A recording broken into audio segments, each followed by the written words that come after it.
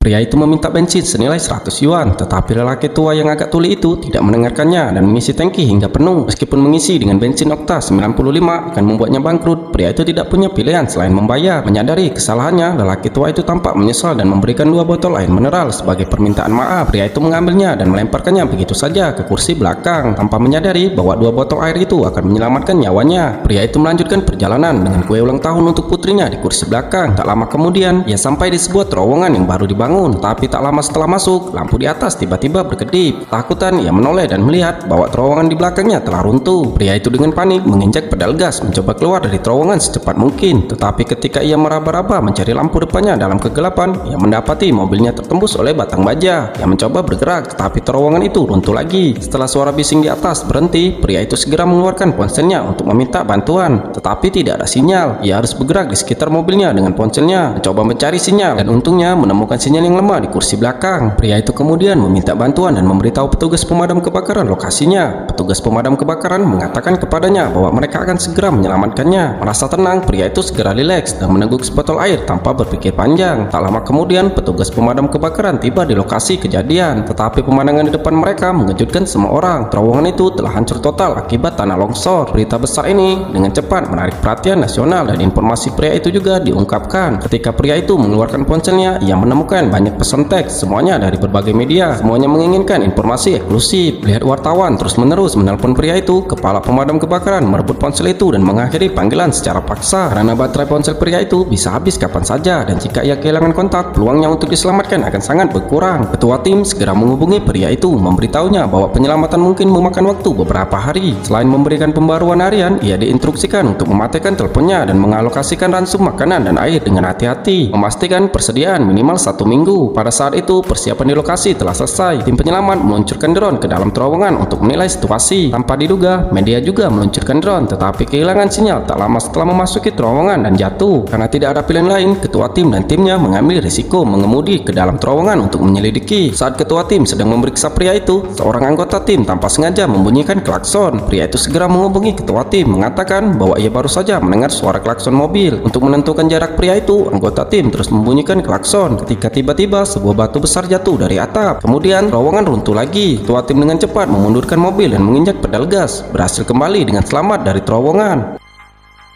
Untungnya runtuhan ini tidak melukai pria itu. Saat melaporkan keselamatannya kepada ketua tim, ia tiba-tiba melihat angka 3 tertulis di saluran ventilasi di atasnya. Penemuan tak sengaja ini membawa titik balik dalam penyelamatan pria tersebut. Tim penyelamat segera mendatangkan alat berat untuk menggali saluran ventilasi. Pria yang telah terjebak selama 3 hari itu mengeluarkan kue ulang tahun putrinya dan dengan hati-hati